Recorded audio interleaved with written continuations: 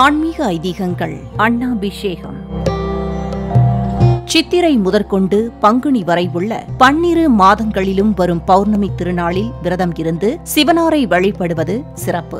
அதிலும் சித்திரை பௌர்ணமி, ஐப்பசி பௌர்ணமி உள்ளிட்ட பௌர்ணமிகள் மிக விசேஷமானவை. குறிப்பாக ஸ்ரத்தா பௌர்ணமி என்றும் அஸ்வினா பௌர்ணமி என்றும் அழைக்கப்படும் ஐப்பசி பௌர்ணமியில் சந்திர பகவானையும் சிவபெருமானையும் கிருஷ்ணரையும் வழிபடுவது மிக நல்ல பலனை தரும் என்கிறார்கள்.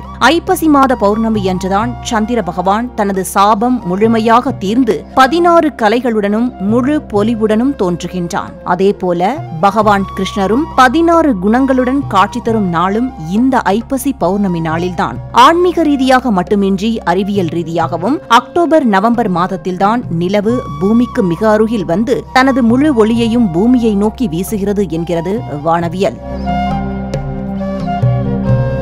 ஐப்பசி பௌர்ணமியில்தான் சந்திரன் தனது சாபம் முழுமையாக நீங்கி 16 கலைகளுடன் முழு பொலிவுடன் திகழ்வாராம். சந்திர பகவான் தட்சனின் மகள்கள் 27 பேரையும் சமமான அன்புடன் பார்த்துக் கொள்வதாக வாக்களித்து திருமணம் செய்து கொண்டாராம். ஆனால் சந்திரன் தன் 27 மனைவிகளுள் ரோகிணியிடம் மட்டும் தனி அன்பு செலுத்தி வந்தார். இதனால் மற்றவர்கள் தட்சனிடம் சென்று மனக்குறையை சொல்லி முறையிட்டனர். வாக்களித்தபடி நடந்து கொள்ளாததால் தட்சன் சந்திரனின் உடல் தேயட்டும் என சாபமளித்தாராம்.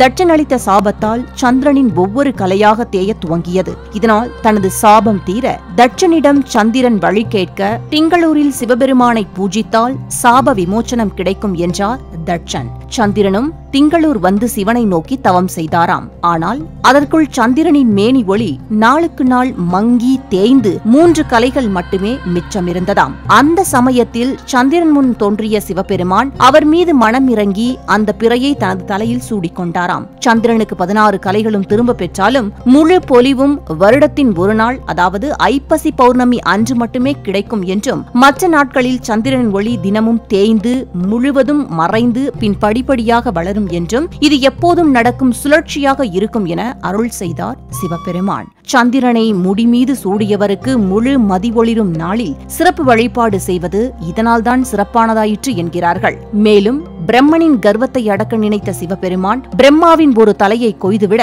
துண்டிக்கப்பட்ட தலையானது சிவபெருமானின் கையை கவ்விக்கொள்கிறது. இதனால் சிவனுக்கு பிரம்மஹத்தி தோஷம் தொற்றிக் கொண்டதாம். கையை கவ்விக்கொண்ட பிரம்மனின் கபாலமே பிச்சை பாத்திரமாக மாறிவிட, யார் பிச்சையிடும்போது இந்த கபாலம் அன்னத்தினால் நிறைகிறதோ அப்போது அந்த கபாலம் சிவபெருமானின் கையை விட்டு பிரியும் என்பது விதியானது. சிவபெருமான் காசிக்கு செல்லும் போது அன்னபூரணி அன்னமிட அவளது அன்பினால் கபாலம் அன்னத்தினால் நிறைய பிரம்மனின் தலை சிவபெருமானை விட்டு விலகியதாம். இதனால் சிவபெருமானும் பிரம்மஹத்தி தோஷத்தில் இருந்து விடுபட்டாராம். அன்னபூரணி சிவபெருமானுக்கு அன்னமிட்ட தினம் ஐப்பசி மாத பௌர்ணமியாகும். அதனால்தான் சிவபெருமானுக்கு ஐப்பசி மாத பௌர்ணமி தினத்தில் அன்னாபிஷேகம் செய்விக்கப்படுகிறதாம்.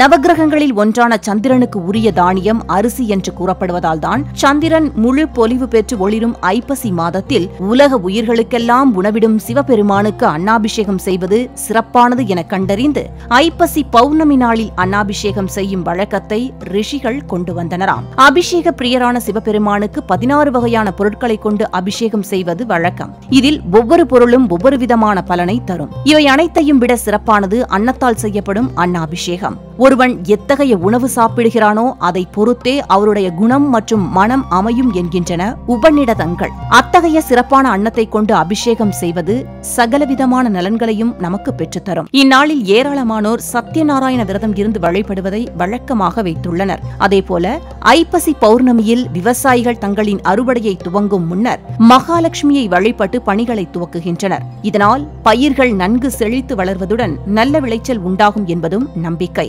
மகாலட்சுமியை முழு பக்தியுடன் வழிபட்டால் அவர்களுக்கு மகிழ்ச்சி, ஆரோக்கியம், செல்வவளம், அதிர்ஷ்டம், நிதி, லாபம் போன்ற அனைத்து நலன்களும் கிடைக்கும் என்பதும் ஐதீகம். மகாலட்சுமியின் பிறந்த நாளாகவும் இந்நாள் கருதப்படுவதால் தேவிக்கு விருப்பமான நைவேத்தியம் மற்றும் இனிப்புகள் படைத்தும் வீடுகளை விளக்குகள் மற்றும் மலர்களால் அலங்கரித்தும் வழிபடுகிறார்கள்.